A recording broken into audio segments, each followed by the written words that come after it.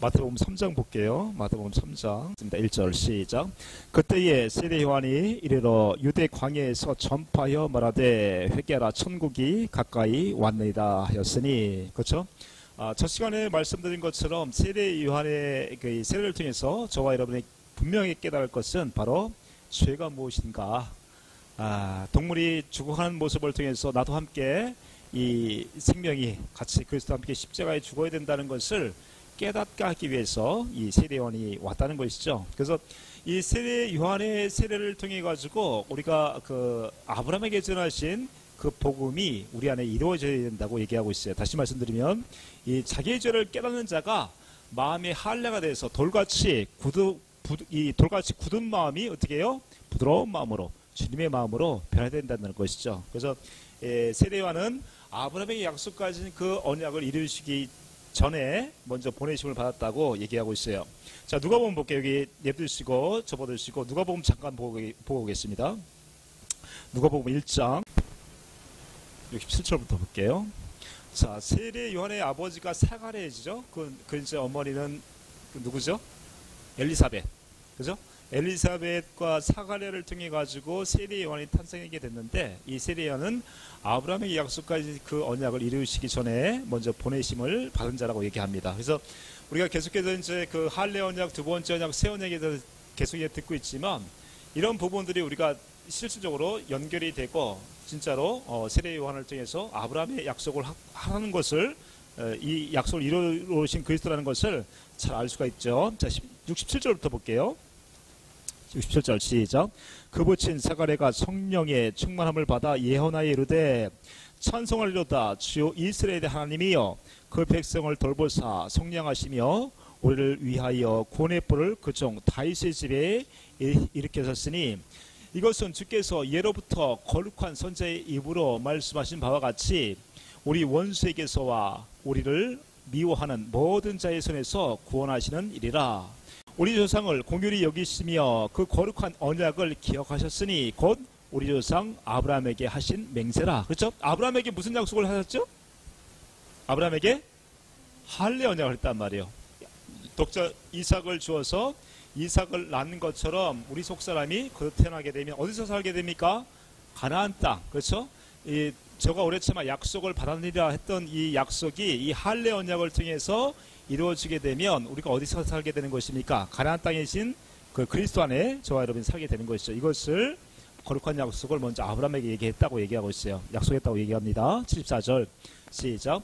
우리가 원수의 손에서 건지심을 받고 종신토록 주의 앞에서 성결과 의로 두려움이 없이 섬기게 하리라 하셨도다. 이 아브라함의 약속이 이루어져야 어떻게 해요? 저와 여러분의 영혼이 죄사함을 받는단 말이에요. 영혼의 죄사함. 그래서 선결하게 된다는 얘기죠. 종신토록 주의 앞에서 성결과 의로 두려움이 없이 섬기게 하리라 하셨도다. 반드시 그래서 저와 여러분이 마음이 할례가 돼서 하나님의 생명으로 거듭 태어나야 됩니다. 거듭 태어나려면 이 세례 요한의 세례를 통해서 죄가 무엇인지를 깨달아야 된다는 것이죠. 누가복음 1장에 있습니다. 누가복음 1장 75절 76절 볼게요. 76절 봅니다. 시작. 이 아이여 내가 지극히 높으신 이의 선지라. 이 아이가 누굽니까? 이 아이? 지금 사가랴가 지금 얘기하고 있는데 이 아이가 누굽니까? 세례 요한입니다. 세례 요한이요. 다시 한번 76절 시작. 이 아이여 내가 지극히 높으신 이의 선지자라. 일컬음을 받고 주 앞에 앞서가서 그 길을 준비하여. 그렇죠? 77절. 주의 백성에게 그 죄사함으로 말미암는 구원을 알게 하려 하리니 이는 우리 하나님의 공혈로 인함이라. 이로써 돋는 해가 위로부터 우리에게 임하여. 그러니까 세례 요한을 먼저 보내심을 통해서 회개하라, 천국이 가까웠다, 자기의 죄를 깨닫고 돌이키는 자들이 이제 그리스도께로 인도하게끔 세례 요한을 먼저 보냈다고 얘기하고 있어요. 자, 78절 볼게요. 78절 시작. 이는 우리 하나님의 공일로 인함이라. 이로써 돋는 해가 위로부터 우리에게 임하여 어둠과 죽음의 그늘에 앉은 자에게 비치고 우리의 발을 평강의 길로 인도하시리로다 하니라. 아이가 자라며 심령이 강해지며 이스라엘에게 나타나는 날까지 빈들에 있느니라. 빈들 광야에 있단 말이에요. 누가? 세례 요한이. 그러니까 세례 요한은 반드시 먼저 보내신 이유는 그리스도가 이 약속하신 아브라함에게 약속하신 이 할례 언약을 이루어 주시기 전에 먼저 세례 요한을 보내서 죄가 무엇인지를 깨닫게 하기 위해서 보내셨다는 말씀이죠. 그러니까 세례 요한의 세례를 몰라버리면, 세례 요한의 세례를 통해서 우리가 죄가 무엇인지를 깨닫지 못하면 절대로 마음의 할례가 돼서 하나님의 생명으로 태어날 수가 없습니다. 그래서 항상 기도하는 것이 무엇이죠? 깨달을 수 있는 마음과 들을 수 있는 귀와 볼 수 있는 눈을 주세요. 이런 기도를 하죠. 왜 그런 기도를 합니까? 자기 죄를 깨닫지 못하면 아무리 이렇게 해서 하나님의 생명으로 태어납니다 가르쳐줘도 어떻게 해요? 몰라. 기억치를 못해요. 1년 내에 가르쳐도 몰라요. 그것을 기억을 못합니다. 그러니까 자기 자신이 죄인이라는 것을 깨닫지 못하면 절대로 하나님의 생명으로 태어날 수가 없어요. 맞습니까? 절대로 우리는 그래서 이 세례 요한을 통해서 죄가 무엇인지를 깨달아 알아야 된다는 것이죠. 자, 3장 다시 올게요. 이제 본문으로 다시 오셔서 그러니까 예, 아브라함에게 약속하신 이 언약을 이루기 위해서 먼저 세례 요한을 보냈다는 것을 기억하셔야 됩니다. 그래서 마태복음 1장 1절에서 아브라함과 다윗의 자손 예수 그리스도의 계보라 이것을 상기시켜야 된단 말이에요. 다시. 그러니까 세례 요한이 그냥 온 것이 아니라는 얘기죠. 다 이렇게 아브라함에게 약속하신 그 언약을 이루어졌다는 것을 다시 한번 말씀을 드립니다. 자, 2절 말씀도 볼게요. 2절 말씀도 볼게요. 2절. 예, 본문으로 와서 마태복음 3장 2절 말씀 봅니다. 시작. 회개하라, 천국이 가까이 왔느니라 하였으니. 자, 회개하라, 돌이켜라. 너희들 가는 길에서 돌이켜라. 너희가 너희 생각과 마음으로 살아가는 길에서 너희가 왕이 돼서 사는 삶, 너희가 주인이 돼서 사는 삶, 거기에 대해서 이제 돌이키고 이제 회개하라. 천국이 가까웠다라고 얘기하고 있어요. 이 천국이 누굴까요? 예수 그리스도. 그렇죠? 우리 천국의 세 가지 의미에 대해서 다 아시잖아요. 첫 번째 천국은 누구십니까? 예수님 자신이에요. 그렇죠? 예수님 자신 천국이시고, 회개하라, 천국이 가까웠다. 이 천국이시고, 두 번째 천국은 누구십니까? 성령을 통해서. 그렇죠? 예수님이 십자가에 죽으시고 부활하시고 끝난 것이 아니라 내가 떠나가는 것이 너에게 유익이다. 그러면서 뭐라고 얘기해요? 성령을 보내주겠다. 이 성령을 통해서 내가 다시 오게 되면 너희가 내 안에, 내가 너희 안에, 내가 하나로. 그래서 예수님은 이제 사역하시면서 내가 하나님의 권능으로 갖고 올 것을 너희들이 알 것이다. 내가 하나님의 나라로 올 것이다. 이렇게 말씀했단 말이에요. 그래서 성령을 통해서 이제 오신 그분이 바로 천국이에요. 천국. 그렇죠? 그래서 너희는 하나님의 성전이다 그러잖아요. 마찬가지로 세 번째 천국은 무엇입니까? 성전된 내가 천국이죠. 그러니까 회개하라, 천국이 가까웠다는 얘기는 예수 그리스도를 통해서 저와 여러분을 천국된 삶을 살 수 있도록 해주실 분이라는 얘기죠. 그렇게 하기 위해서는 반드시 회개하고 돌이키셔야 된단 말이에요. 이걸 돌이키시지 않으면 아무리 복음을 얘기해도 복음이 그 말이 그 말하고 전혀 기억을 못한다는 얘기죠. 마귀가 다 쪼아먹어요. 마귀가 다 쪼아먹는다고. 이제 나중에 이제 마태복음 13장이나 마가복음 4장 또 누가복음 8장에서 씨 뿌리는 비유를 하잖아요. 씨 뿌리는 비유. 왜 그들이 좋은 밭이 안 되냐면 자기가 죄인이라는 것, 자기가 스스로 살아가는 것이 죄인이라는 것, 나도 함께 그리스도의 십자가에 죽어야 되는데 더럽고 의롭지 못한 내 자신을 깨닫지를 못하면 절대로 복음이 들려지지 않는다는 얘기예요. 그래서 세례 요한을 먼저 보내서 회개하라. 너희가 스스로 왕돼서 살아가는 것을 돌이키고 이제 천국이신 그리스도로 영접하라는 얘기죠. 예? 그래서 이것이 이제 여러 가지의 비유를 통해서 나오지만 하나님의 나라나 천국이나 또 그리스도 아니나 다 이제 같은 얘기는 해요. 또 교회나 뭐 다 같은 얘기긴 한데 이런 것들이 비밀이에요, 비밀. 그래서 우리가 하나님의 생명으로 태어나기 위해서는 반드시 자기의 죄를 깨달아야 돼요. 자기의 죄를. 아무리 내 자신이 이쁘다고 생각하시잖아요. 이쁘고 잘생기고 또 여러 가지 다른 사람들에게만 또 존경을 받고 할지라도 나는 아무것도 아니라는 것을 깨닫기를 축복합니다. 그때부터 그때부터. 복음은 이제 그때부터 시작되는 거예요. 그때부터. 자, 1절, 2절 다시 한번 읽어볼게요. 이 세례요한에 대해서 이제 계속 설명을 드렸어요. 본문의 마태복음 3장 1절, 2절 다시 한번 봅니다. 시작. 그때에 세례 요한이 이르러 유대 광야에서 전파하여 말하되 회개하라, 천국이 가까이 왔느니라 하셨으니. 그러니까 이제는 세례 요한을 통해서 우리가 그리스도 안으로 들어가야 돼요. 이 복음을 이루어주실 그리스도를 이제 소개를 쫙 합니다.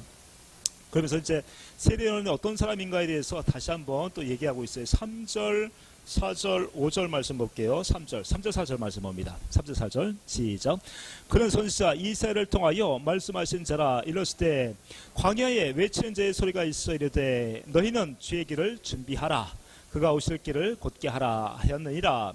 이 요한은 낙타털 옷을 입고 허리에 가죽띠를 띠고 음식은 메뚜기와 석청이었더라. 지금 누가요? 이렇게 산 사람이 누굽니까? 세례 요한. 세례 요한은 이제 어디서 살았답니까? 광야에서 살았어. 광야. 저 여러분도 광야에서 살기를 축복합니다. 광야에서 살면 큰일 나. 광야에서 살면 큰일 나는 거예요, 지금. 세례 요한 누구라 그랬어요? 율법의 마지막 선지자. 광야에서 살게 되면 아직까지 우리가 율법으로 살아가는 사람이요. 어디를 들어가야 됩니까? 어디를 들어가야 돼요? 그래서 가나안 땅에 들어가야 돼. 가나안 땅에 들어가야 된다는 것이죠. 그러니까 광야에서 나는 외치는 소리라고 얘기하잖아요. 광야에서 외치는 자의 소리. 이 소리가 광야에서 외치게 되게 되면 옛날에 어렸을 때는 그 메아리라는 게 있잖아요. 그렇죠? 메아리. 그래서 야호 하면 저기서 야호 들렸는데 요즘에는 메아리가 어디 가버렸어요? 산에 올라가도 별로 안 들리는 것 같아요. 그래서 이렇게 이게 소음이 많아서 그런가? 북한산에 올라가서 해봐도 잘 안 들리는 것 같아요. 그러니까 소리라는 거 어떤 것이에요? 소리는 없어집니다. 소리는 없어진단 말이에요. 이 소리를 듣고 광야에서 사람의 소리를 듣고 살면 저 여러분이 다 망해요. 누구의 소리를 듣고 살아야 됩니까? 주님의 소리. 17절에 보세요. 17절. 3장 17절 말씀 볼게요. 이게 이제 세례 요한의 세례를 받고 또 예수님이 십자가에 죽으시고 부활하는 모습인데 그러면서 누구의 말을 듣고 살아라고 합니까? 17절을 시작. 하늘로부터 소리가 있어 말씀하시되 이는 내 사랑하는 아들이요 내 기뻐하는 자라 하시니라. 누구의 말씀 들어야 돼요? 그리스도의 말씀.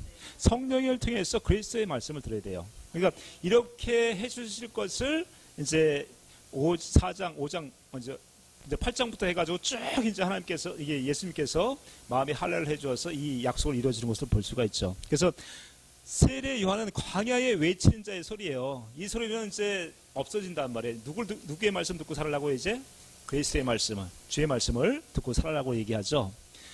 광야에 외치는 자의 소리가 있어 이르되 너희는 주의 길을 준비하라 그가 오실 길을 곧게 하라 하였느니라. 이 요한은 낙타털 옷을 입고 허리에 가죽띠를 띠고 음식은 메뚜기와 석청이었더라. 자, 낙타털 옷을 입었다고 얘기합니다. 낙타털을 입으면 어떨 것 같습니까? 멋있어요? 따뜻하겠죠. 겨울엔 따뜻하겠죠. 지금은 민그 코트를 많이 입는데 낙타털을 입었다. 저와 여러분들은 어떤 옷을 입어야 돼요? 그리스도 옷을 입어야 된단 말이에요. 에베소서 4장 24절에 뭐라고 얘기하십니까? 의와 거룩함을 입은 새 사람을 입어라. 새 사람을 입는다는 얘기는 그리스도로 옷 입어야 된단 말이에요. 그러니까 이 세례요한은 철저하게 광야에서 율법의 마지막 선지로서 우리가 그리스도의 옷을 입고 살도록 그 말씀, 그 소리를 통해서 외쳤다는 얘기죠. 또 보세요. 허리에 가죽띠를 띠고라고 얘기해요. 허리에 가죽띠를 띠면 됩니까? 저 여러분은 뭘로 띠를 띠어야 돼요?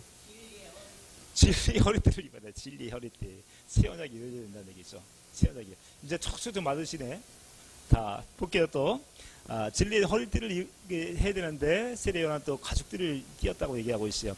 음식은 메뚜기와 석청이었더라. 메뚜기는 잘 아실 거고 석청은 무엇입니까? 석청? 꿀. 그렇죠. 꿀.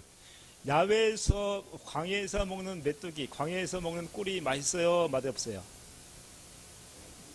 배고프면 맛있죠. 배고프면 맛있죠. 근데 그것은 그냥 육신의 삶을 영위하는 거, 조금 입맛에 맞고 또 우리가 또 건강을 위해서 요즘에 웰빙도 많이 하잖아요. 메뚜기 요즘에 참 보기도 힘든데 메뚜기를 또 먹음을 통해서 그 당시에 먹을 게 많이 없었으니까 그걸 통해 가지고 생명을 또 연장할 수도 있겠지만 지금 이 시대에 또 이제 메뚜기를 통해서 또 웰빙이라고 해서 몸에 좋은 것도 먹을 수 있지만 이걸 통해서 우리가 영생의 삶을 삽니까?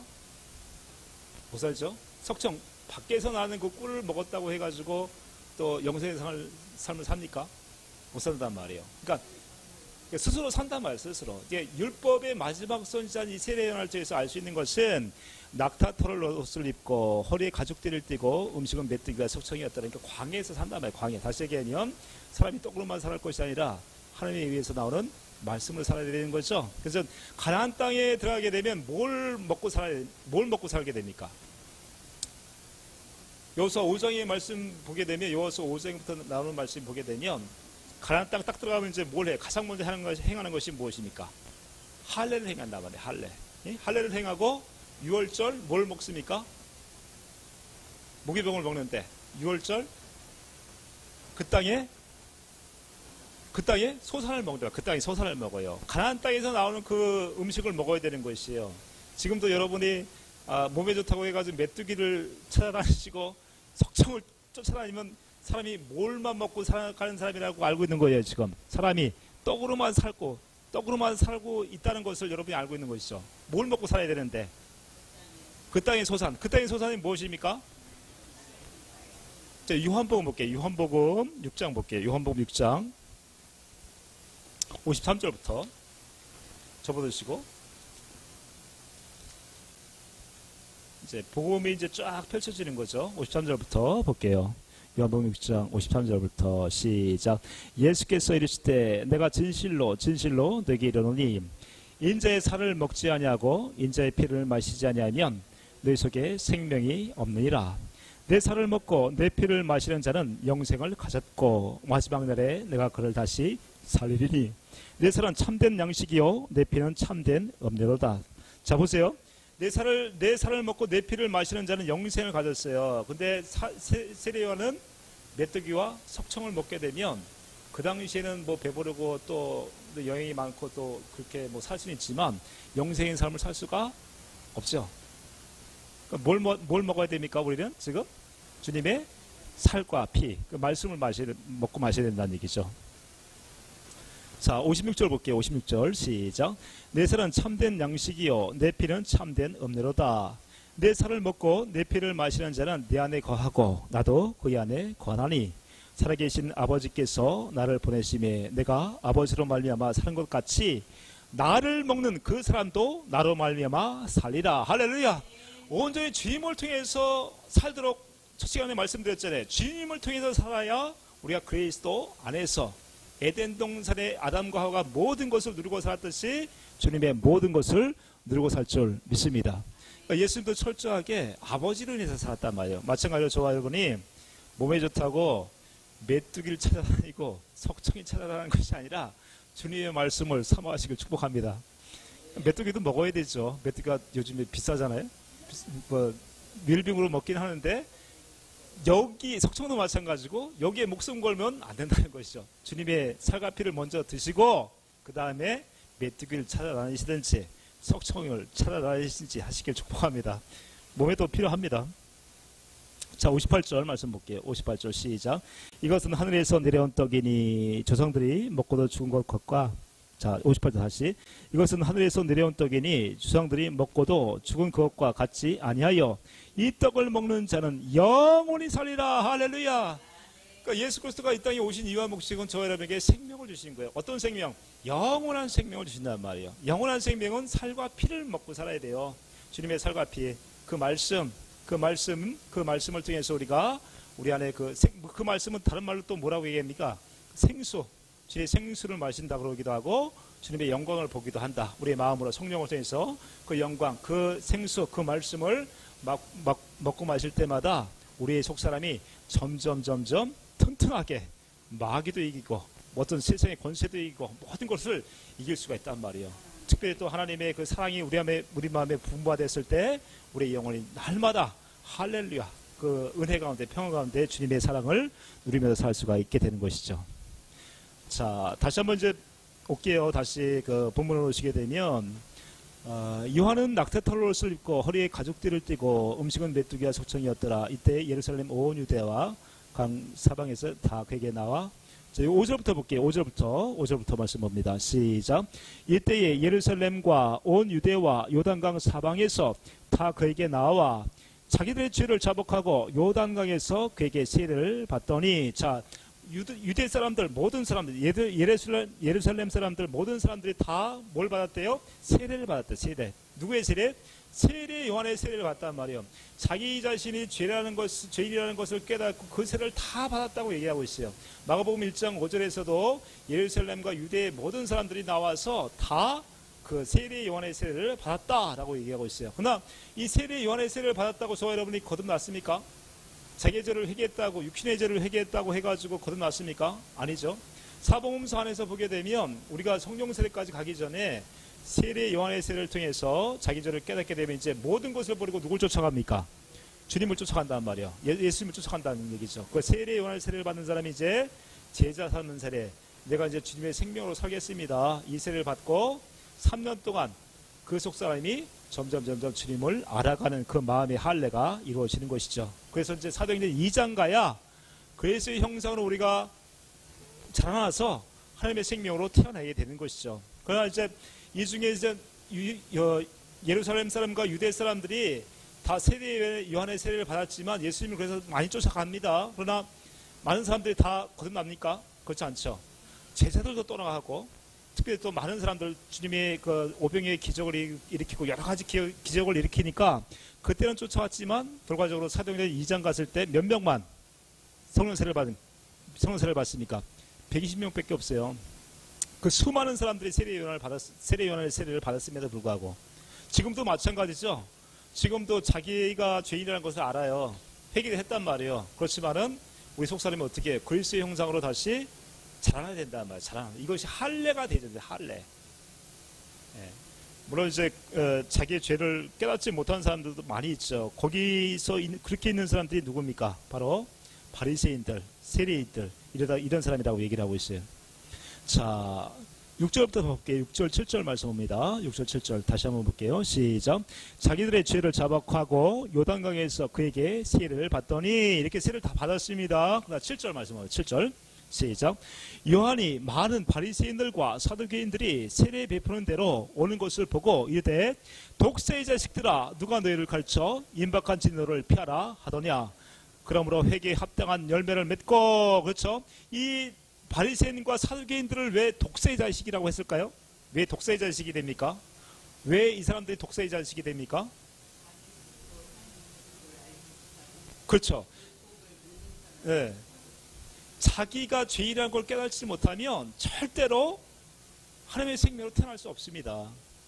아무리 자기가 겉으로는 의롭고 거룩하게 목사고 여러 장로고 또 여러 가지 하나님의 일을 한다고 할지라도 자기의 죄를 깨닫는 이 세례 요한의 세례를 받지 못하면 다시 말씀드리면 나는 그리스도의 십자가 못 박혀 죽어야 됩니다.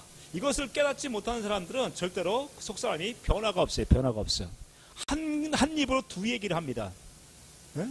그 얘기를 하죠. 그래서 마태복음 23장 잠시 보고 올게요. 마태복음 23장. 세례 요한의 세례를 받지 못하면 이렇게 살아요. 마태복음 23장 1절부터 볼게요. 1절부터 3절까지. 마태복음 23장 1절부터 3절 시작. 이에 예수께서 무리와 제자들에게 말씀하여 이르시되 서기관들과 바리새인들이 모세의 자리에 앉았으니 그러므로 무엇이든지 그들이 말하는 바는 행하고 지키되 그들이 하는 행위는 본받지 말라. 그들은 말만 하고 행하지 아니하며. 어디 자리에 앉았대요? 모세의 자리에. 모세의 자리에 앉아서 어떻게 해요? 판단하고 정죄한단 말이에요. 저 사람은 뭐가 잘못했고 이 사람은 뭘 잘했고 판단한단 말이에요. 자기가. 근데 판단하는 자는 누구만 판단하십니까? 하나님만 판단합니다. 하나님만. 13절 16절 말씀도 볼게요. 13절 16절 시작. 화 있을진저 외식하는 서기관들과 바리새인들이여 너희는 천국의 문을 사람들 앞에서 닫고 너희도 들어가지 않고 들어가려 하는 자도 들어가지 못하게 하는도다. 화 있을진저 외식하는 서기관들과 바리새인들이여 너희는 교인 한 사람을 얻기 위하여 바다와 육지를 두루 다니다가 생기면 너희보다 배나 더 지옥 자식이 되게 하는도다. 그러니까 겉으로는 아주 훌륭합니다. 겉으로는 아주 그냥 화려합니다. 믿음도 좋은 것 같아요. 그러나 그 마음엔 하나님을 마음을 다하고 뜻을 다해 주님을 사랑하는 마음이 없어요. 왜 그렇습니까? 자기 자신이 그리스도의 십자가에 죽어야 된다는 이 죄를 깨닫지를 못하기 때문에 그런다는 것이죠. 자, 23절 말씀도 볼게요. 23절 시작. 화 있을진저 외식하는 서기관들과 바리새인들이여 너희가 박하와 회향과 근처의 11조는 드릴 때 율법에 더 중한 바 정의와 궁율과 믿음은 버렸도다. 이거 아세요? 회향과 근처와 11조. 회향과 박하와 회향과 근처의 11조. 그러니까 들에서 나는 그 열매들 있죠. 그 채소 같은 거, 콩, 팥 뭐 이런 것들. 이게 이제 박하와 회향과 근처의 11조라고 말씀드리는데 이 사람들은 철저하게 콩 하나까지 다 쉬어서 아주 11절 다 드렸어요. 콩 하나까지 쉬어가지고 그렇게 믿음 좋은 사람이 있을까요? 드물죠. 아주 철저해. 그런데 중요한 건 뭐냐면 공혈, 정의, 하나님의 의를 버렸단 말이죠. 공혈, 하나님이 주시는 그 마음은 없어요. 또 이 약속을 이루어주실 그 믿음도 없단 말이에요. 누가? 이 바리새인들과 서기관들. 왜 그렇습니까? 자기 죄를 깨닫지 못하면 하나님께서 주시는 그 마음을 공급받을 수가 없다는 얘기죠. 자기가 왕이 돼서 자기가 스스로 이렇게 살아가는 사람들이 너무너무 많이 있다는 것이죠. 지금 그 사람들을 지금 얘기하고 있어요. 자, 23절 다시 한번 읽어볼게요. 23절 시작. 화이스진저 외식하는 서기관들과 바리새인들이여, 너희가 박하와 회향과 근처의 11절은 드릴 때 율법에 더 중한 바 정의와 공율과 믿음은 버렸도다. 그러나 이것도 행하고 저것도 버리지 말아야 할지니라. 그렇죠. 우리가 외관상으로도 11조도 잘 드려야 됩니다. 하나님 앞에 그 사랑하는 마음으로 헌금 드리는 것이 귀한 것이죠. 그러나 우리가 더 중요한 건 무엇이요? 마음으로 지킬 수 있어야 된단 말이에요. 주님이 해주시는 그 마음으로 지킬 수 있어야 되는 것이죠. 24절 시작. 맹인된 인도자이여, 하루 사이는 걸러내고 낙타는 삼키는도다. 화이스진저 외식하는 서기관들과 바리새인들이여, 잔과 대접의 겉은 깨끗이 하되 내 안은 탐욕과 방탕으로 가득하게 하는도다. 그 속은 아주 썩었어. 그 안에는 탐욕과 방탕이 가득하단 말이에요. 자기 죄를 깨닫지 못하면 이와 같이 독사의 자식 똑같이 이렇게 살아간다는 얘기예요. 우리 아까 말씀드렸잖아요. 짐승이나 육체나 뭐라고요? 같대. 사라키라고 하는 그 원어 성경이 같다는 말이에요. 짐승으로 살아가요. 짐승.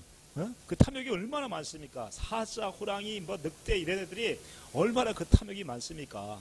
미친 마음으로 살아가는, 미친 마음으로. 자기 죄를 깨닫지 못하면 어떻게 살아간다고요? 미친 마음으로 살아가. 미친 마음으로. 사람이 아니에요. 짐승이지, 짐승. 그죠? 33절 볼게요. 33절 봅니다. 시작. 뱀들아, 독사의 새끼들아, 너희가 어떻게 지옥의 판결을 피하겠느냐?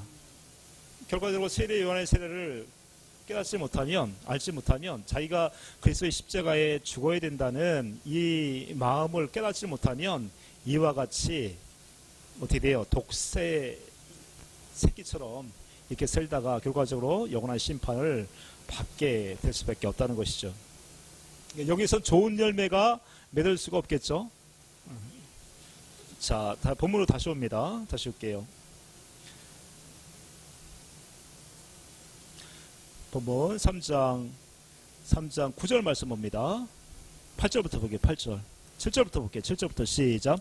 요한이 많은 바리새인들과 사두개인들이 세례 베푸는 대로 오는 것을 보고 이르되, 독사의 자식들아, 누가 너희를 가르쳐 임박한 진노를 피하라 하더냐? 그러므로 회개에 합당한 열매를 맺고 속으로 아브라함이 우리 조상이라고 생각하지 말라. 내가 너에게 이르노니 하나님이 능히 이 돌들로도 아브라함의 자손이 되게 하리라. 그렇죠? 그러니까 표면적 유대인이 아니란 말이에요. 표면적, 겉으로 나타나는 그 사람들이 유대인이 아니고 이면적 유대인이며, 할례를 할 자리, 할례는 어디에 가요? 마음에다 하는, 마음에다 하는 사람이 진짜 유대인이라는 것이죠. 마음의 할례가, 약속하신 언약이 이루어지려면 이 세례요한의 세례를 깨닫고 자기의 모든 것을 버리고 주님을 쫓아가야 우리 그 마음의 할례가 되는 것인데, 실질적으로 이 사람들은 바리새인과 누구예요? 서기관들, 이 사람들은 어땠어요? 자기는 표면적으로 아브라함의 자손이라고 얘기한다는 얘기죠. 그러나 겉으로만 아브라함의 자손이지 실질적인 마음의 할례가 되지 않으면, 자기의 죄를 깨닫지 못하면 할례가 될 수 없기 때문에 너희들이 아브라함의 자손이라고 얘기하지 말아라. 이 돌 가지고도 하나님께서는 아브라함의 자손으로 만들 수 있다는 얘기죠. 그러니까 이 바리새인들이 얼마나 교만한지 알겠죠. 바리새인들, 사두개인들이 겉모습만 자기들이 하나님의 자녀라고 그러고 하나님이 선택하신 백성이라고 그렇게 하고 다니는데, 너희들의 겉모습을 가지고 표면적 유대인이 아니라 이면적 유대인, 내 속에 마음의 할례가 된 그 사람들이 진짜 유대인, 하나님의 자녀라고 얘기하고 있다는 것이죠. 그러니까 속으로, 9절 다시 한번 볼게요. 9절 시작. 속으로 아브라함이 우리 조상이라 생각하지 말라. 내가 너에게 이르노니 하나님이 능히 이 돌들로도 아브라함의 자손이 되게 하시리라. 10절 시작. 이미 도끼가 나무 뿌리에 놓였으니 좋은 열매를 맺지 아니하는 나무마다 찍혀 불에 던져지리라. 이미 도끼가 나무 뿌리에 놓였대요. 말씀이 무엇입니까? 바로 회개하라, 천국이 가까이 왔다. 그렇게 우리 속사람을 하나님의 생명으로 거듭 태어나게 해주실 이 그리스도가 너희 앞에 와 있단 말이에요. 그러니까 너희 자신이 죄인이라는 것을 깨닫지 못하고 이 세례를 받지 못하면 이와 같이 너희는 망하게 될 것이다. 그것을 얘기하고 있죠. 이미 도끼가 나무 뿌리에 놓였으니 좋은 열매를 맺지 아니한 나무마다 찍혀 불에 던져지리라. 어떻게 해서 좋은 열매를 맺을 수 있습니까? 어떻게 해야 우리가 좋은 열매를 맺을 수 있어요? 그리스도 안에서 주님이 주시는 공급하시는 그 생수, 그 사랑, 그 영광을 보고 살아야 좋은 열매를 맺을 수가 있죠. 7장 볼게요. 7장. 마태복음 7장 15절부터 볼게요. 마태복음 7장 15절부터 봅니다. 20절까지.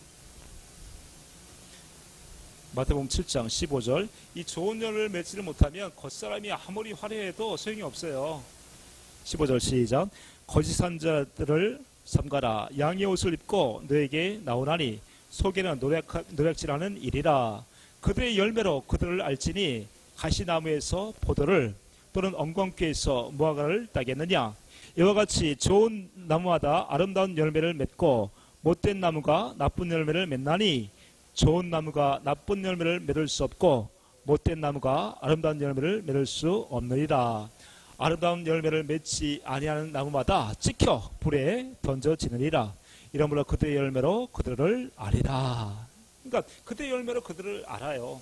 겉으로는 근치와 11조 철저하게 콩까지 쉬어가면서 이렇게 드렸던 이 사두개인들 또 바리새인들이었지만 실제로 그 마음에서 주님을 사랑하는 마음이 없단 말이에요. 주님이 주시는 그 궁율, 사랑, 그 정의 이것을 다 버렸단 말이에요. 믿음을 다 버렸단 말이에요. 이 사람들은. 왜 그렇습니까? 세례 요한이 밖에서 광야에서 뭘 했다고요? 낙타털 옷을 입고 가죽띠를 하고 메뚜기와 석청을 먹으면서 자기가 하나님께서 보내주신 그 선지자의 주의기를 예비하는 그 세례 요한의 세례 그 물세례를 주고 있는데 이 사람들은 어떻게 생각했을까요? 사두개인 바리새인들은 보니까 저거 뭐 별품 없잖아요. 보니까 낙타털 옷에다가 우리 목사님이 좀 그런 옷하고 좀 비슷한 것 같아요. 낙타털 보세요. 생각을 한번 해봐. 이 광야에서 낙타털을 입고 가죽띠를 하고 광야에서 매일 뭐 회개나 청구할 것보다 이걸 하는 걸 보니까 자기들이 생각했을 때 어떻게 판단한 다음에 에이 저게 무슨 뭐 하나님이 보내신 뭐 선지자야? 이렇게들 어떻게 해요? 자기 나름대로 다 판단하고 정죄했단 말이에요. 어떻게 저런 사람이 어떻게 하나님이 보낸 자야? 아예 난 가서 저렇게 누추하고 좀 뭐 나보다 좀 덜 배웠고 또 저 사람 또 나보다 아는 학식도 없는 것 같은데 저런 사람한테 가가지고 내가 세례를 받아? 안 가 나는. 이런 마음이 확 굳어버렸단 말이에요. 누가? 바리새인들, 서기관들이. 예? 그러니까 예수님도 어떤 모습을 오셨어요? 정말 종처럼 오셨잖아. 근데 그럼에도 불구하고 많은 사람들이 서기관들, 바리새인들, 특별히 또 그 대제사장들 어땠어요? 저게 무슨 하나님의 아들이야. 저게 무슨 그리스도야. 이렇게 하면서 어떻게 해요? 다 배척했잖아요. 배척했어요. 왜? 자기 죄를 깨닫지 못하면요.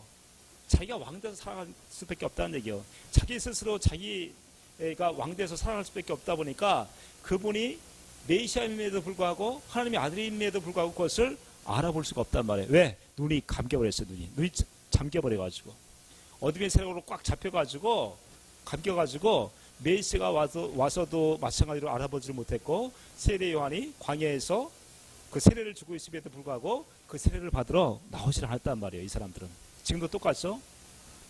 내게 자신이 죄인이라는 걸 깨닫지 못하면 절대로 이 복음이 이루어지지 않는다는 얘기예요. 그렇죠. 성령의 은혜를 주셔야죠. 네, 복음을 듣고 복음을 들어야 돼. 그래서 지금의 복음은 무엇이에요? 여러분 회개합시다. 회개해서 다 구원받았다고 한단 말이에요. 그러니까 거짓 선지자 아까 이제 7장에서 나오잖아요. 거짓 선지자를 어떻게 뭐라고 했어요?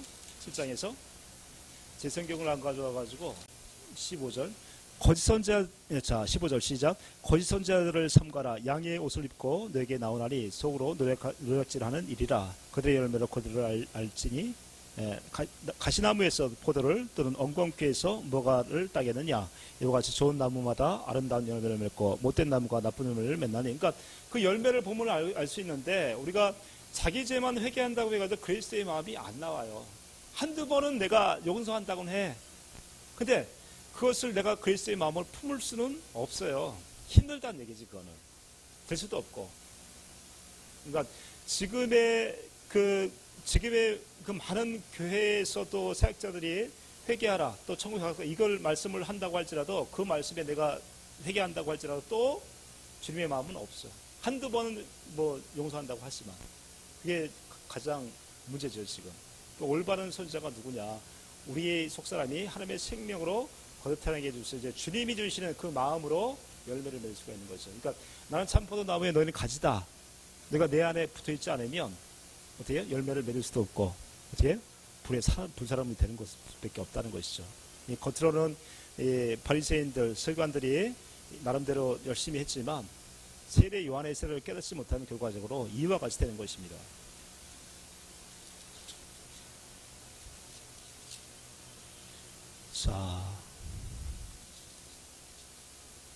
자, 10절 다시 한번 볼게요. 10절 시작.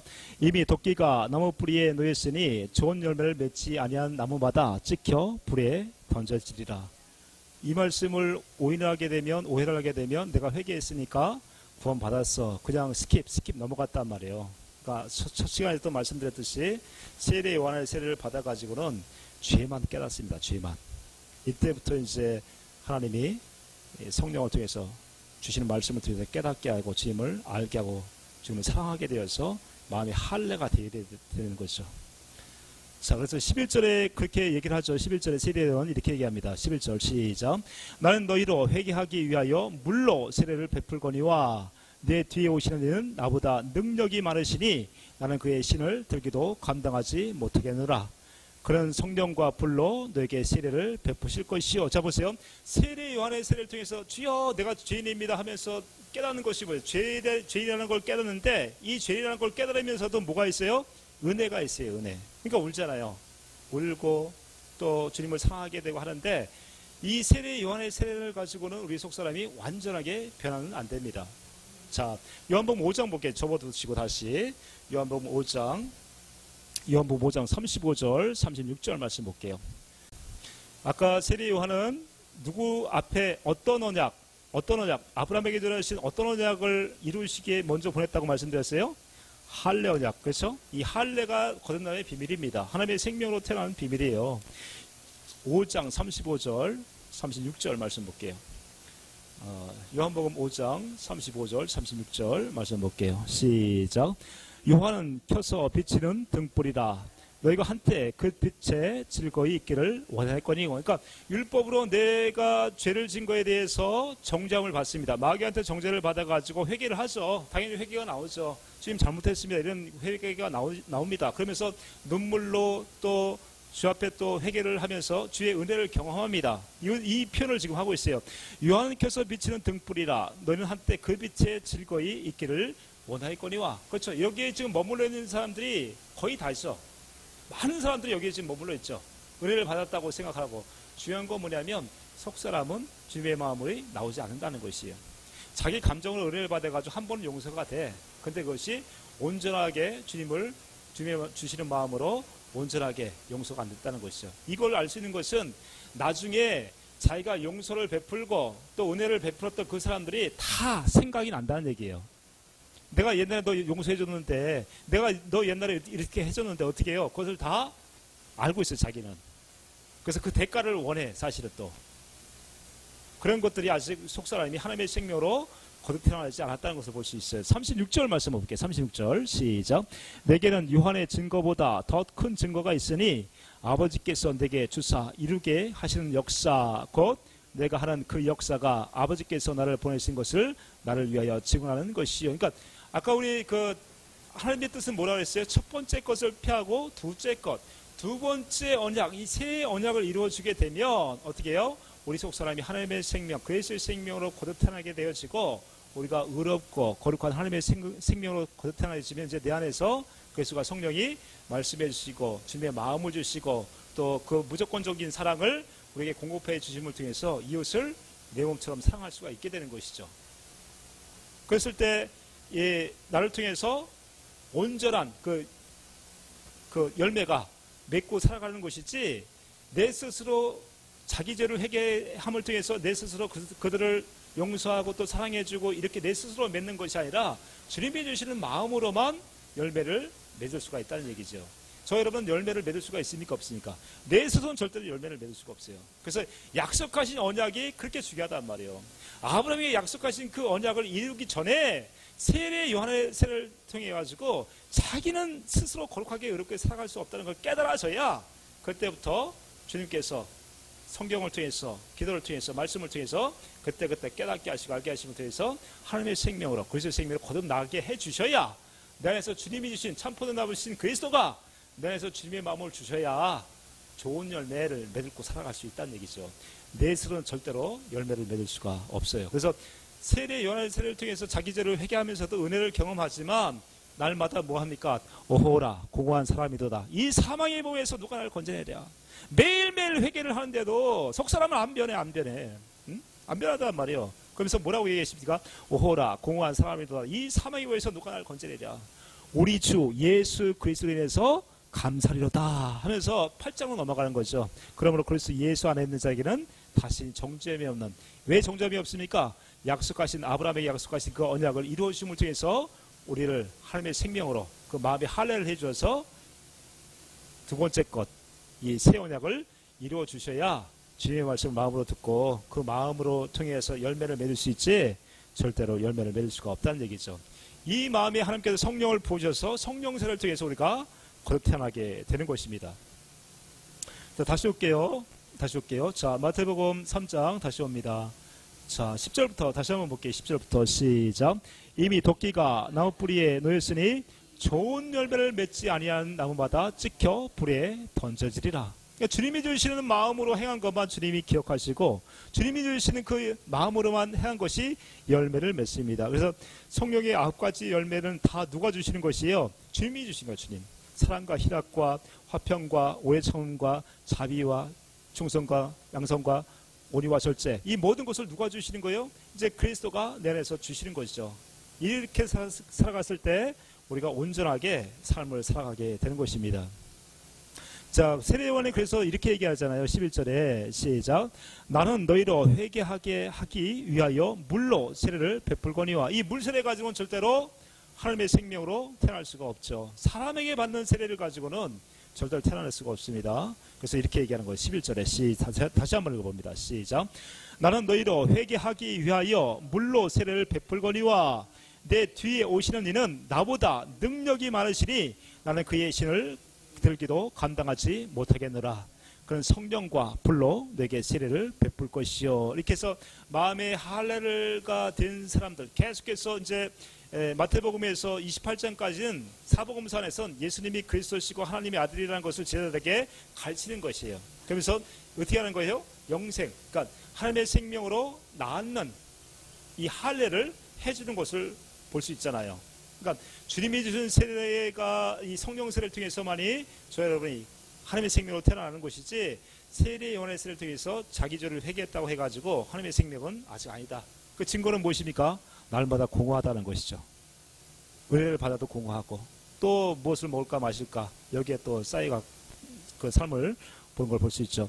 이렇게 할례의 증거가 여기 있어요. 그래서 이 성령 세례를 예수 그리스도께서 이제 성령을 보내주셔서 하나님을 알게 하는 이 할례를 이루어주시고 우리 마음에 그 성령 세례를 보여주시게 되면 하나님의 생명으로 태어나게 되고 그 성령과 불로 너에게 세례를 베풀 것이에요. 불이라는 건 무엇입니까? 심판한단 말이에요. 주님이 심판자로 이제 우리에게 다시 그날에 이제 마지막 때에 심판자로 우리를 또 이제 믿지 않는 자들을 심판하는 걸 볼 수가 있어요. 12절 말씀 볼게요. 12절 시작. 손에 키를 들고 자기 타작마당을 정하게 하사 알곡은 모아 곡관에 들이고 쭉정이는 것이 않는 불에 태우시리라. 여기 중요한 게 있습니다. 저는 반드시 알곡이 되셔야 돼요. 알곡 안에 벼가 이제 가을이 되게 되면 그 껍데기 안에 뭐가 차 있어야 됩니까? 그 알이 꽉 차 있어야죠. 그 실질적인 그 씨의 열매가 차 있어야 된단 말이에요. 마찬가지로 쭉정이는 무엇입니까? 그 알곡 안에 이 알곡이 없어. 홍해, 뻥해. 아무것도 없어요. 그 안에. 예수를 믿는다고도 지금도 똑같죠. 예수를 믿는다고 하는데 내가 믿습니다. 뭐 40일 기도도 하고 여러 가지 하는데 주님의 마음이 없어. 주님이 없어. 그 안에 누가 있어야 되는데 누가 계셔야 되는데요? 주님이 계셔요. 주님이 우리를 그리스도의 형상으로 거듭 태어나서 그 안에 주님이 있어야 된다. 주님이. 이것이 알곡으로 태어난 사람이고요. 입으로만 믿는다고 하지만 그 안에 주님의 마음은 없고, 그 사람은 어떤 사람입니까? 아직 쭉정이에요. 쭉정이. 아니면 알곡이 되어가는 과정이라고 볼 수 있죠. 이것을 고린도서 15장에서 잘 얘기하고 있어요. 하늘나라의 형상이 있단 말이에요. 이 땅에 형상이 있는 것처럼 하늘나라에도 형상이 있어요. 하늘나라에도 형상이 있다고 얘기하고 있어요. 잠깐 보고 올게요. 고린도전서 봅니다. 고린도전서 15장 볼게요. 고린도전서 15장 적어두시고, 이 할례가 되어졌을 때 우리가 그리스도의 형상으로 태어났을 때 우리가 알곡으로 태어납니다. 15장 44절부터 볼게요. 15장 44절부터 49절까지. 그러니까 속사람이 이렇게 마음의 할례가 돼서 영혼의 몸을 입고 태어난단 말이에요. 그래서 형상으로. 44절 시작. 육의 몸으로 신고 신령한 몸으로 다시 살아나나니 육의 몸이 있은즉 또 영의 몸도 있느니라. 영의 몸이 있다니까. 영의 몸이 있어요. 근데 죄라는 것은 어떻게 했어요? 하나님의 형상이 죄로 해서 완전히 죽어버렸단 말이에요. 죽어버렸어. 이것을 다시 하나님의 형상, 그 마음에 할례를 해줘서 말씀이 마음 안에 심기게 되고 어떻게 해요? 점점 자라나는 것이에요. 점점 자라나서 우리가 영의 몸으로 입고, 다시 말씀드리면 그리스도의 형상을 입고 다시 거듭 태어나게 된다는 것이죠. 자, 45절 말씀도 볼게요. 45절 시작. 기록된 바 첫 사람 아담은 생명이 되었다 함과 같이 마지막 아담은 살려주는 영이 되었나니, 그러나 먼저는 신령한 사람이 아니요 육의 사람이요 그 다음에 신령한 사람이니라. 첫 사람은 땅에서 났으니 흙에 속한 자이거니와 둘째 사람은 하늘에서 나셨느니라. 무릇 흙에 속한 자들은 저 흙에 속한 자와 같고 무릇 하늘에 속한 자들은 저 하늘에 속한 이와 같으니, 우리가 흙에 속한 자의 형상을 입은 것 같이 또한 하늘에 속한 자의 형상을 입으리라. 할렐루야. 그날에 그래서 아버지의 나라에서 해와 같이 입니다. 해와 같이. 아까 뭐라 그랬어요? 우리가 그리스도로 옷 입는다. 그리스도로 옷 입어요. 네? 또 의와 진리로 거룩함을 입으신 새 사람으로 지으심을 받아요. 지으심을. 이것이 뭐냐면 아브라함의 약속하신 그 할례 언약을 우리에게 이루어졌을 때 우리 속사람이 하나님의 형상, 다시 말씀드리면 우리 속사람이 그리스도의 형상으로 다시 태어나게 되는 그 놀라운 비밀이 여기 있다는 것이죠. 그래서 알곡은 무엇입니까? 하나님의 형상으로 다시 태어나서 내 안에 그리스도를 통해서, 성령을 통해서 주시는 마음으로 살아가는 사람들이 그 마음에 하나님의 형상이 이루어진 자라는 얘기죠. 그러니까 반드시 우리는 다시 태어나는 시점이 반드시 있어요. 반드시 태어나는 시점이 반드시 있고, 이 땅에서 또한 그리스도의 장성한 분량까지 자라는 시점이 있단 말이에요. 그러니까 마냥 그냥 자라나는 것이 아니라 반드시 하나님의 형상으로 태어나서, 우리가 성경을 봐도 그렇잖아요. 사복음서 안에 제자들이 세례 요한의 세례를 받고 모든 것을 버리고 주님을 쫓아갑니다. 그렇죠? 주님을 쫓아 3년간에 예수가 그리스도시고 하나님의 아들이라는 것을 깨닫죠. 그 다음에 어디서 태어납니까? 사도행전 2장 가서 태어난단 말이에요. 마찬가지로 우리 똑같이 사도행전 2장 가가지고 제자들이 어떻게 됩니까? 정말 주님을 주로 알고 그 주를 위해서 목숨을 드린다고 해요. 목숨을 드려요. 완전히 사람이 변하죠. 그러니까 반드시 우리 속사람도 하나님의 형상으로 태어난 시점이 반드시 있고, 그 위에 또 그리스도의 장성한 분량까지. 제자들이 다 십자가에 죽잖아요. 다 사형을 당하거나 세례 요한, 사도 요한 말고는 다 죽음을 두려워하지 않고 그 사역을 다 감당한다는 얘기죠. 그걸 통해서 그 속사람이 그리스도의 형상만큼 잘한 것을 또 볼 수가 있어요. 자, 마태복음 다시 볼게요. 마태복음 3장 다시 볼게요. 11절. 마태복음 3장 11절 12절까지 다시 한번 읽어봅니다. 시작. 나는 너희로 회개하기 위하여 물로 세례를 베풀거니와 내 뒤에 오시는 이는 나보다 능력이 많으시니 나는 그의 신을 들기도 감당하지 못하겠느라.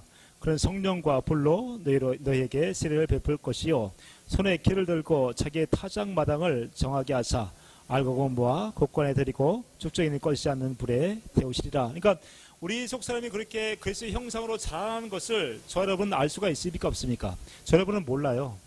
내가 어떻게 그 자라나는 것을 몰라요. 여자가 남자의 씨가 들어가게 되면 뼈가 자라고 귀가 자라는 것처럼 모르잖아요. 근데 그렇게 자라나. 시간이 되면 자라나. 그렇죠? 이 시점은 어느 시점입니까? 마음을 다하고 뜻을 다하고 주님을 사랑하게 되어질 때까지 이 경건의 연습을 그래서 멈추지 않아야 되는 것이에요. 그때 하나님의 사랑이 우리 마음에 분바돼서 주님과 내가 하나님의 생명으로 거듭 태어나게 되는 것이죠.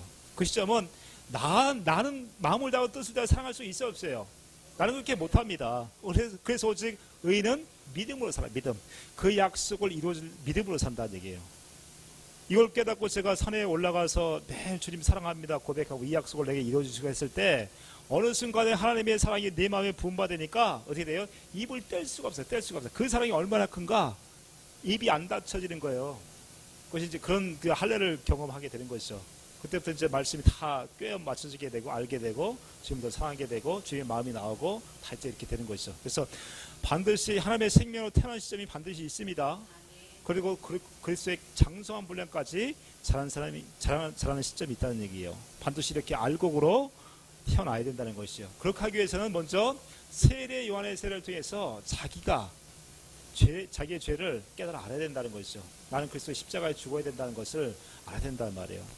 자, 13절부터 볼게요. 13절, 17절까지 시작. 이때 예수께서 갈릴리로부터 요단강에 이르러 요한에게 세례를 받으려 하시니 요한이 말려 이르되 내가 당신에게 세례를 받아야 할 터인데 당신이 내게 오시나이까. 예수께서 대답하여 이르시되 이제 허락하라. 우리가 이와 같이 하여 모든 의를 이루는 것이 합당하니라 하시니 이에 요한이 허락하는지라. 그러니까 요한은 세례 요한은 그 율법의 마지막 선지자이기도 하고 여자가 낳은 자 중에 가장 큰 자라고 얘기하고 있어요. 그래서 인류를 대표해서 누구에게요? 예수님께 안수를 합니다. 그러니까 아담과 하와로 인해서 타락한 모든 사람들의 죄를 예수님께 전가시킨 거예요. 전가시켜. 네, 뭐라고 얘기합니까? 그 요한복음 1장 29절에 보라 세상 죄를 지고 가는 하나님의 어린 양이로다. 그 안에는 우리의 질병도 들어있고 미움, 시기, 모든 육체의 생각과 안목의 정정 모든 그 죄들이 다 들어있죠. 거기에다가 우리의 그 가난 그 모든 까지 짊어지시고 주님이 가시는 것이에요. 그래서 십자가에 죽으신 이유는 그렇습니까?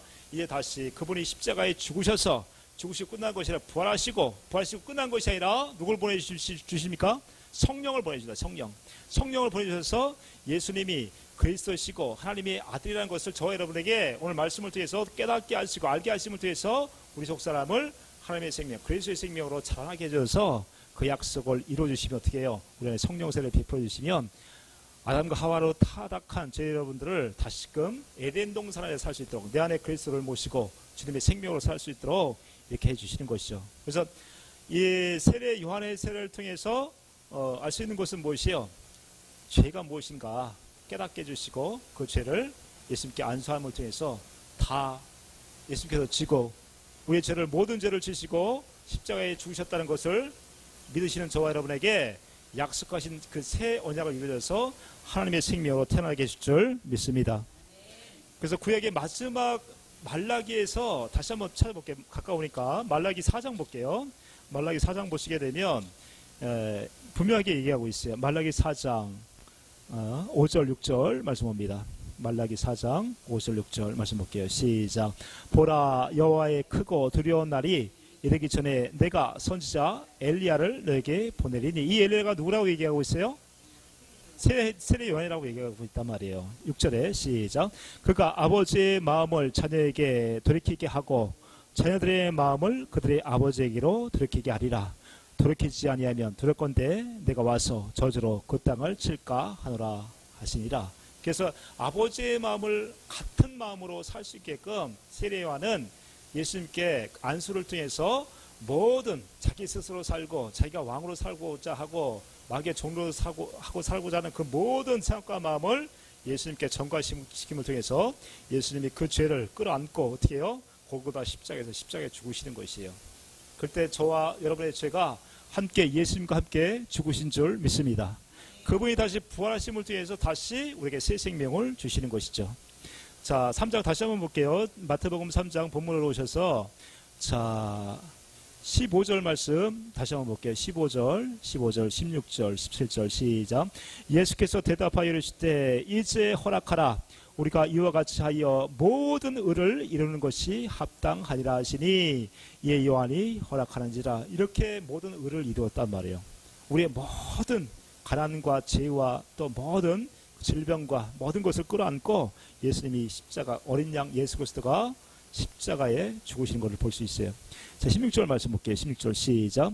예수께서 세례를 받으시고 곧 물에서 올라오실 때 하늘이 열리고 하나님의 성령이 비둘기같이 내려 자기 위에 임하심을 보시더니 17절 하늘로부터 소리가 있어 말씀하시되 이런데 사랑하는 아들이요 내 기뻐하는 자라 하시니라. 그러니까 예수님이 십자가에 죽으시고 부활하셔서 끝난 것이 아니라 약속하신 새 언약을 이루어 주신단 말이에요. 이것은 성경에 안 나와 있지만 요한복음 13, 14, 15, 16, 17절에서 무슨 얘기를 하고 계십니까? 내가 왜 죽는가? 새 언약을 이루어 주시면 내가 그날은 아버지 안에 너희가 내 안에 내가 너희 안에 내가 하나 함께 하겠다. 함께. 그래서 이 부활하시는 그리스도를 통해서 우리에게 새 언약을 이루어 주시며 이제 누구의 말씀을 듣고 살아야 됩니까? 우리 안에 주님의 말씀을 듣고 살았을 때 온전한 자의 삶을 살게 되는 것이죠. 자, 3장을 좀 오늘 다시 한번 정리를 할게요. 1절에서 말씀하신 것처럼 세례 요한은요, 또 회개라 천국이 가까웠다. 이 말씀은 내 스스로 살아가는 것이 죄라는 것을 깨닫고 이제 그리스도의 십자가에 죽어야 된다고 자기 자신을 깨닫고 이제 돌이키라는 말씀이죠. 왜? 누구의 생명으로 살아가야 되니까?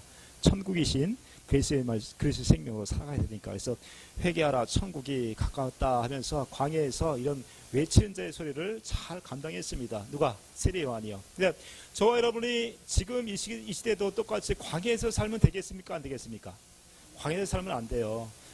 네. 광야에서 사는 것은 어느 때까지요? 내가 그리스도의 십자가에 못 박혀 죽어야 된다는 것을 깨달을 때까지. 거기서 어차피 다 광야에서 살 수밖에 없죠. 죄를 또 회개하지만 마음이 온전하게 주님의 생명으로 살지 못하니까 그렇게 살아갈 수 있는데, 실질적으로 이 세례 요한의 세례를 통해서 이제 회개를 깨닫는 자들은 결국 그리스도 안에 들어오는데, 이 바리새인과 사두개인들은 어땠어요?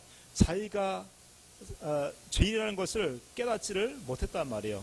광야에 있는 세례 요한을 오히려 판단하고 정죄하면서 자기 스스로 살아갔기 때문에 결과적으로 어떻게 삶을 살게 되는 것이에요? 쭉정이의 삶을 살아간다. 쭉정이의 삶. 그 안에 알곡이 안 된다는 말이에요. 이 세례 요한의 세례를 깨달아야 그때부터 그리스도가 성령을 통해서 내 마음에 할례를 해주셔서 알곡으로 태어나게 해주시는데 그렇게 살지를 못한다는 얘기죠. 그래서 반드시 이 세례 요한, 또 이제 세례 요한의 세례를 통해서 우리가 죄를 통해서 회개함을 통해서 은혜를 받지만 이 은혜에 끝나지 않고 어떻게 해요? 우리에게 약속을 이루어 주실 그 그리스도를 믿는 믿음으로 살아갔을 때 계속해서 우리의 마음이 할례가 되어져야 하나님의 생명으로 그 알곡으로 태어난다고 말씀드렸어요. 저 이제 13절에서 17절까지는 예수님이 오셔서 세례 요한의 세례를 받고 우리의 모든 죄를 지시고 십자가에 죽으시고 부활하심을 통해서 약속하신 새 언약을 이루어 주실 때 이제 광야에서 외치는 그런 자의 소리를 듣고 사람의 소리를 듣고 살아가는 것이 아니라 이제 새 언약을 이루어 주실 그리스도의 말씀을 마음으로 듣고 살아가야 온전한 구원이 이루어진 자라고 말씀을 드렸습니다. 그래서 이제 이 죄를 짊어지시고 사장 가서는 예수님이 마귀에게 시험을 받아요. 시험을 받는 것은 예수님이 죄가 있어서가 아니라 이 죄를 이제 모든 인류의 죄를 짊어지셨기 때문에 마귀가 시험이 있다는 것이죠. 그래서 이제 예수님처럼 똑같이 우리가 이 시험을 통해서 어떻게 우리가 다시 한번 주님의 생명으로 살아갈 수 있는가를 4장에서 말씀해 주고 있습니다. 이렇게 해서 살아가는 사람들이 5장 가가지고 산상수훈이 나타나죠. 거기서 이제 천국으로 살아가는 사람들이 어떻게 살아가는가를 계속해서 이제 말씀을 드리려고 합니다. 오늘 제 말씀은 세례 요한의 세례를 통해서는 죄를 깨닫는 것 뿐이지 절대로 하나님의 생명으로 태어난 것이 아니고 그 과정이 또 있다라고 말씀을 드렸습니다. 같이 통성으로 같이 다시 한번 기도하고 마칠게요.